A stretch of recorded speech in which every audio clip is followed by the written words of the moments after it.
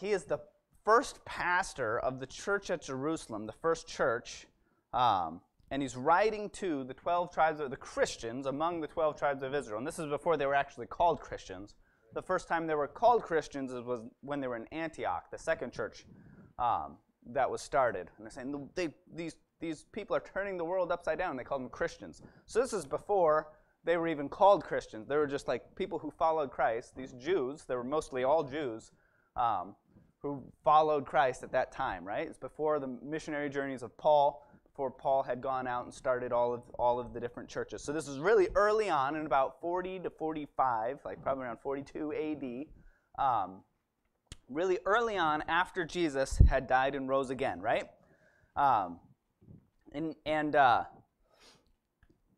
Let's see. So what we covered last week, right? If you were here and you remember, we were talking about, James was talking about, you have to know the word and do the word, right? And we gave the illustration of the bike or the rowing a boat or walking, right? You have to know the word, you have to do the word. Know the word and do the word. And he gave several illustrations about, how they go hand in hand. They go with each other. If you have one without the other, you don't have it, right? And he gave the illustration of Abraham, right? Abraham, because he had faith, he offered his son up to God, right? And his faith had a product, right? If it was without any product, you wouldn't say he had faith, right? It's not that works is what saved him, which is kind of where people read James chapter 2 sometimes and they get confused. He's talking to Christians who believe in Christ already, and he's saying Abraham had faith, and that showed in what he did, right? Same with Rahab the harlot. She accepted the spies from Israel, saying, no, your God is the real God. I'm going to help you because this city's going down because God's coming, right? And if she rejected them, that would show that she didn't believe that God was coming, right? But she did believe, and it had evidence, right? It showed in what she did. So James makes the argument, these people say you have faith, and if you don't have anything that shows it, then you don't have faith. Your faith is dead, right? And that's what he says.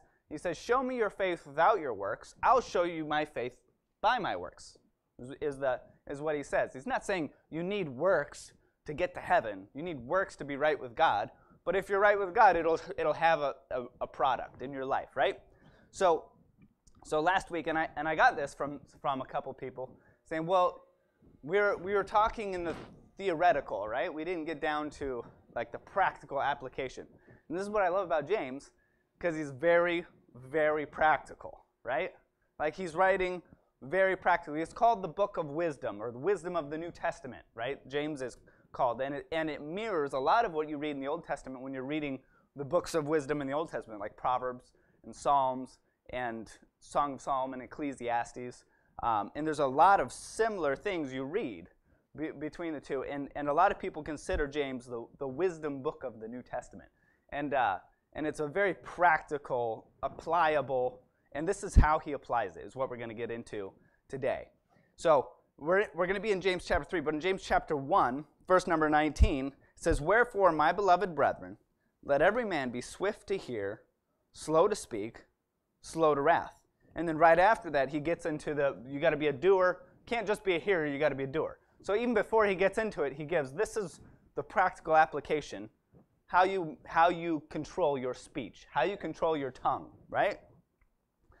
And then if you read verse 26 of chapter 1, it says, if any man among you seem to be religious, and bridleth not his tongue, but deceiveth his own heart, this man's religion is vain, right? And he's giving a very practical application to doing the word, right? He's saying you have to hear the word, you have to do the word. What does that mean? It means your tongue, right? This is what it means. Can you control your tongue? So James chapter 3 is where we're going to be today. James chapter 3, we're going to read quite a bit this morning. But James chapter 3, verse number 1, my brethren, be not many masters, knowing that we shall receive the greater condemnation. For in many things we offend all. If any man offend not in word, the same is a perfect man, and able also to bridle the whole body. So he starts it off by saying, hey, I wouldn't tell everybody to be a teacher, right? The word masters means teacher, right? I wouldn't tell everyone to be a teacher, because if you're a teacher, you're responsible for the people you're teaching, right? It's not really, if it's a terrible thing when you see someone fall away from Christ, right? But it's a much more terrible thing when you see someone who has a following of people who are following them, and then they fall away from Christ. And you get that, you see that sometimes, where someone will start off teaching the Bible, right? Start off believing the word, and then they get to the point where like, well, I don't necessarily think that the Bible's perfect without error. I mean, maybe it has errors here or there. And then maybe you just can't take everything literally. You got to take things figuratively. Maybe Jesus really didn't rise from the dead, you know. And they start off good, but then eventually go off. And in that process, they have tons of people following them who follow them off a cliff, right? Right? And he's saying that is a concern. You shouldn't aspire to be a teacher unless you're called of God, really. And unless that's the gifts God has given you. It's not something for everybody, is what he's saying. My brethren, be not many masters, knowing that we shall receive the greater condemnation. For in many things we offend all. If any man offend not in word, the same is a perfect man, and able also to bridle the whole body. He's saying if you can control your tongue, if you can go through life without offending anybody with your words, you're good to go, right? This is, and he's going to get into talking about the power of the tongue. Verse number 3, behold, we put bits in the horses' mouths, that they may obey us, and we turn about their whole body. So he gives several illustrations of what the tongue can do, and he relates it to a bit in a horse's mouth. Now I hate horses. Horses are the worst. I know that if I see the look of offense on people's faces. So when I was a kid, I had some friends who were pastors in Yakima, and there was a friend my age. Her name was Janae, and she had her own horses, and she would go riding horses. I'd never been on a horse before, and she's like, "Hey, come riding with me." And I said, "Okay." You know, I was a small kid. I was always small, right? I was always the smallest one in my class, the shrimpiest kid. I didn't have a growth spurt till I was like 15. I was like really tiny. I was a midget. And so looking at this giant horse, you know, and I'm like, why would I ever want to get on that thing? It could kill me. I don't want to get on that thing. But, you know, I'm a guy. She's a girl. I'm going to do this. I'm not going to be scared. So I get up on this horse. Its name was Buckshot. I remember this horse's name. So I get up on this horse, Buckshot, and she's on her horse, and she takes off. My horse is just sitting there, not moving. I'm like, come on, go horse, giddy up, you know, won't go anywhere. Like, how do you get it to move? Doesn't want to do what I want it to do. It's just sitting here. I don't know what to do. What am I, you know, flapping the little strings, you know? What do you do to get the dumb thing to move? And she goes, you got to kick it.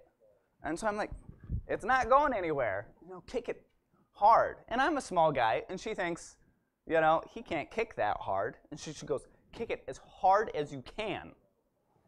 So I'm like, are you sure? Janae, are you sure? And she says, yes. Okay.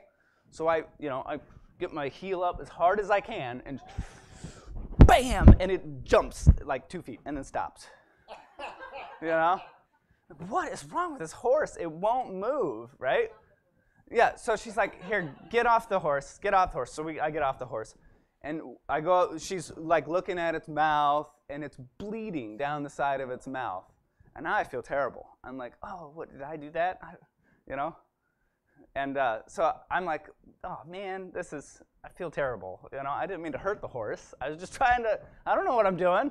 And she was like, here, we'll put this horse away. He's sick or something. I don't know. We'll get on this other horse.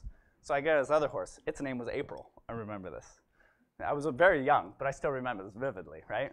And so I'm prepared, like, I got to kick this horse as hard as I can to get it to go. So I get on this horse, and I'm scared of horses just naturally because they're giant creatures that could kill me. It's 10 times my size or more. You know, like, what? Why would you ever want to be on an animal that big? I don't know. But anyway, so I'm on this horse, I'm like, all right, boom, and that thing just takes off, and I'm just like trying to hold on and not die, and I don't know how fast I'm going, but Janae's just on the floor laughing at me, you know, and I have like my parents and brothers and everyone back in the house all just like pointing and laughing as I'm like gonna die. Oh, it was the worst. That's the last time I ever want to be on a horse. Never again. It was terrible. I blacked out the rest of that. I don't know what happens after that, but it was awful. But in a horse, what they have, they're a big creature, right? And they're controlled. You have the reins that go to a bit in the horse's mouth, and it's only 3-4 inches long. A tiny little bit controls the whole horse. It's a big creature, and you have this bit that controls the whole thing. So he's using that as an illustration of the tongue. The tongue's a little member, right? Your tongue is not the biggest thing in the world, but it can be very powerful, right? He gives another example. Behold, we put, that's what I just read, verse number 3. Behold, we put bits in the horses' mouths. Verse number 4, behold also the ships, which though they be so great, and are driven of fierce winds, yet are they turned about with a very small helm, whithersoever their governor listeth. Right? So a giant ship, you have the Bismarck in World War II times. The ship that was unsinkable, that was the toughest thing to take down, and how they eventually got the ship down. The torpedo had hit the rudder and stopped it from being able to go anywhere. And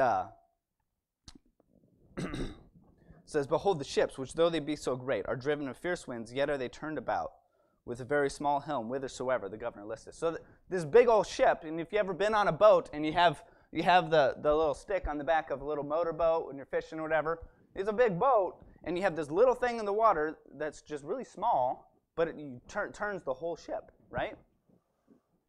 And that little thing controls the entire ship where it goes, right? And it's saying the tongue is like that. You got a giant ship controlled by this small little rudder, and it controls the whole thing, right? Even so the tongue is a little member, and boasteth great things. Behold how great a matter a little fire kindleth. So he gives another example, like a fire, right? You have a little fire. We've gone through just recently all of the forest fires all throughout the United States. It's pretty crazy. I remember as a kid went on vacation one year, my parents. I remember the church family had got together, and this was before it was as big as it is now at Woodland Valley. But the church family had gotten together, and they're like, Pastor is at the church like 80 hours a week, and all he does is church stuff, deal with members, help people. He has no hobbies at all. So we need to come up with a hobby for Pastor.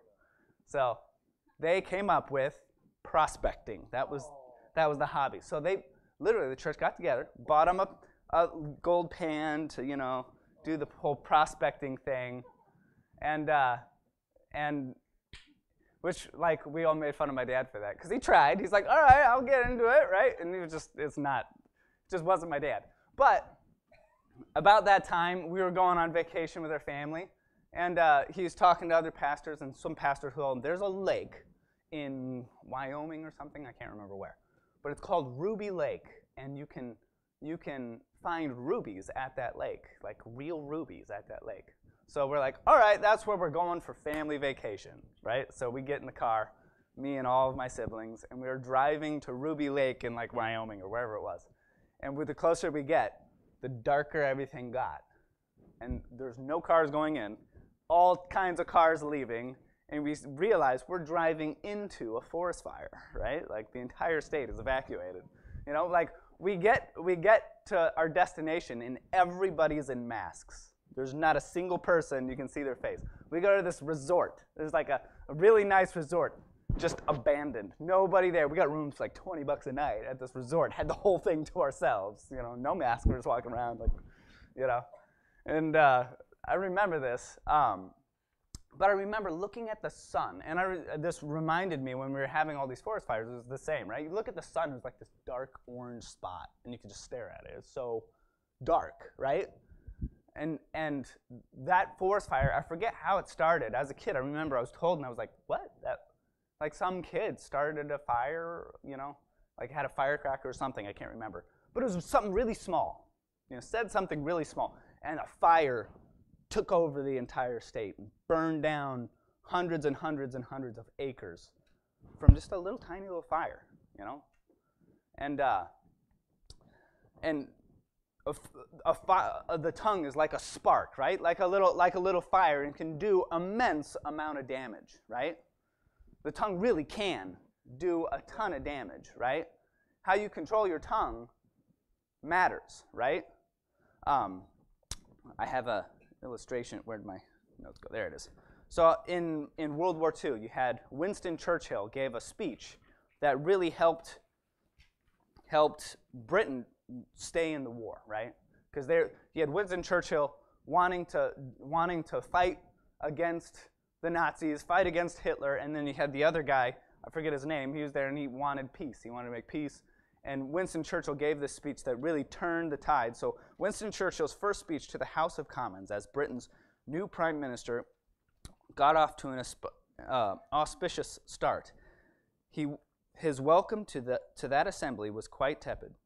While outgoing Prime Minister Neville Chamberlain was enthusiastically applauded, the world did not yet know just how disastrous his appeasement policies would prove, and did not trust Churchill. But Churchill's first speech, the first of three powerful oratories he gave during the Battle of France, would prove that England was in more than capable hands. A seemingly unstoppable Hitler was advancing rapidly across Europe, and Churchill wasted no time in calling his people to arms, while Teddy Roosevelt had actually been the first to utter the phrase blood, sweat, and tears. It was Churchill's use of these words that would leave an inedible and inspiring impression upon the world's minds. This is what he said. I say to the House, as I said to ministers who have joined this government, I have nothing to offer but blood, toil, tears, and sweat. We have before us an ordeal of the most grievous kind. We have before us many, many mouths of struggle and suffering. You ask, what is our policy? I say it is to wage war by land, sea, and air, war with all our might, and with all our strength God has given us, and to wage war against a monstrous tyranny, never surpassed in the dark and lamentable catalogue of human crime. That is our policy. You ask, what is our aim? I can answer in one word. It is victory. Victory at all cost. Victory in spite of all terrors. Victory, however long and hard the road may be. For without victory, there is no survival. And that speech really empowered England to fight, right? Empowered them to stand up and fight. And his words had immense impact on the entire world and how things have transpired to be today, right? His words impacted so much.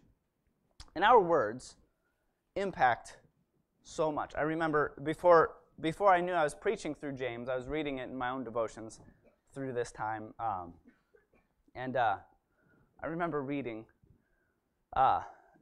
this passage the next day after I had said something really foolish, right? Someone over Facebook, kind of verbally attacked me and who I am, and I responded, blah, blah, blah, blah, blah, right? And really quickly I realized that's probably not the best idea, I probably ought not do that. And then my sister-in-law, Alyssa, Pastor Matt's wife, she read that on Facebook and texted me and gave me a Bible verse, answer not a fool according to their folly. And I was like, oh, yeah, that's right. And I remember reading this and thinking, man, this is perfect for me. This is what I need. Because I need to be able to control my tongue, right? And what James is getting at, right? In chapter 1, he says, if a man among you seem to be religious and bridleth not his tongue, but deceiveth his own heart, this man's religion is vain, right? The application of you got to know the word and do the word, is not you got to know the word and serve in a ministry at church, It's not you got to know the word and you got to get up and preach, right? is you got to control your tongue, right? The Christian ought to control his tongue, got to help the poor and needy, right? The basic things that don't really get recognition, right? But that is what doing the word is, right? How do you control your tongue? I was listening, in studying to preach, I was listening to a bunch of different sermons on James, right? And one of them was Pastor Sam Davison. Gave this illustration of these people that he loved. He pastored them. They got saved in Stillwater, and then he went and started pastoring the church in Oklahoma City, so a different town. He found out that this guy had moved to a new city and found out where he was, went to go visit him, and they were having terrible marital problems, right? And Pastor Davison is giving this illustration where this people, he loved them, right? But the kind of people that, he's playing referee. They call him, he goes to their house, you ought not to do this, you ought not to do that, you ought not to do this, you ought not to do that, and then leaves, and then a week later, problems again, right? Goes back, you ought not to say that to him, you ought to treat her well, you ought not, playing referee over and over and over and over again. And one Saturday, he's studying for his sermon, and he gets a call again. And his secretary says, hey, so-and-so's, needs you to, they say you need to come, you need to come over. And growing up in a pastor's home, I understand this so much. So, because this happens all the time for a pastor, right? It can be so frustrating, like, again, I'm going to have to go deal with this same problem again. And so Brother Davison's frustrated because he's trying to study. He has an entire congregation of people who need him, not just this one person. This one person's taking all of his time, right? So he gets in the car and he reluctantly drives over there. And he gets to their house and he's studying through James. He's getting ready to preach through James, right? And he gets to their house. She's fighting with him. He's fighting with her. Same thing. He gets to their door. And the man answers the door. And he says, listen, I'm not even going to step into this house unless I make one thing clear. So your wife needs to come to the door before I come into this house. So she comes to the door, and he says, listen, I'm not going to come over again. I'm gonna give you this instruction one more time, but you don't need me to tell you the same thing. You need to do what I tell you. If you're not going to do what I tell you, never come in here again. I'm not just going to play referee every week. You need to actually do what I'm going to tell you to do. They agree. And he comes in and he sits down. He's, I don't want to hear a word from either one of you. Dead silent, And he reads through this passage of what the tongue can do, right? And if you keep reading, and the tongue is a fire, a world of iniquity. So is the tongue among our members, that it defileth the whole body, and setteth on fire the course of nature, and is set on fire of hell. For every kind of beast, and of birds, and of serpents, and of things in the sea, is tamed, and hath been tamed of mankind, but the tongue can no man tame. It is an unruly evil, full of deadly poison. Therewith bless we God, even the Father, and therewith curse we men, which are made after the similitude of God. Out of the same mouth proceedeth blessing and cursing. My brethren, these things ought not so to be. Doth a fountain send forth in the same place sweet water and bitter?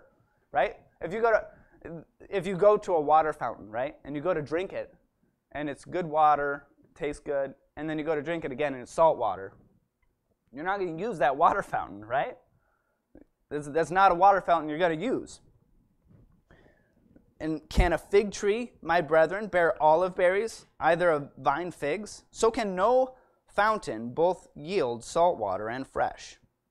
And then verse number 13.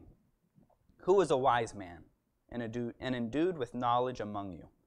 Let him show out of a good conversation his works with meekness of wisdom. But if ye have bitter envying and strife in your hearts, glory not and lie not against the truth. This wisdom descendeth not from above, but is earthly, sensual, devilish. So he's saying there's two kinds of wisdom, right? There's wisdom that is from above, and there is wisdom that is not from above. Right? So that you can only apply one kind of wisdom to your life, right? We live in an age where if you look around, the overwhelming majority, you can probably pretty clearly say, that is not wisdom from above. The way things are going in our society is not from wisdom from God, right? You look at our political scene today, and you're like, that's not from wisdom from above, right? Both sides, neither one of them are showing wisdom from above, right? And it explains what that looks like. Bitter envying and strife, right? This wisdom descendeth not from above, but it's earthly, sensual, devilish. We usually say sensual as if it, in a specific sense, but this is the word that he's using means like the natural man, right? Like a kid who wants a toy from another kid when they're really little in the nursery, right? We'll take the toy, hit the kid over the head, my toy, right? That's what he's saying when he says the word sensual. It's what I want, and I'm going to take what I want, right? For where envying and strife is, there is confusion in every evil work. But the wisdom that is from above is first pure, then peaceable, gentle, easy to be entreated, full of mercy and good fruits, without partiality and without hypocrisy. He's saying the wisdom that comes from God is gentle, is easy to be entreated, is pure, without hypocrisy, right? If you're in your home and what's taking place is he did this and I did it, and at the end of the day it's selfish and wanting and taking and attacking, right?